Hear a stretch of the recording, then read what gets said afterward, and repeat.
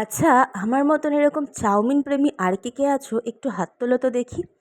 আমার না মনে হয় চাউমিন মানে ব্রেকফাস্টে, ডিনারে সব কিছুতে একদম দারুণভাবে যায়।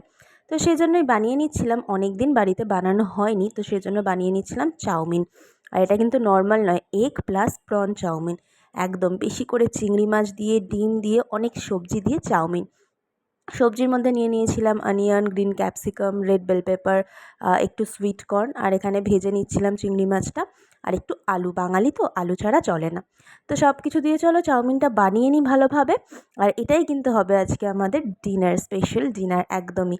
আর এটা নিয়ে বসে পড়বো। আর সত্যি বলতে না, এটা খেতে সুন্দর, মানে দুর্দান্ত সুন্দর হয়েছিল। যখন প্রত্যেকটা কামড় একটা করে চিংড়ি পড়ছিল, তখন যেন এর স্বাদটা আরও বেশি বেড়ে যাচ্ছিল।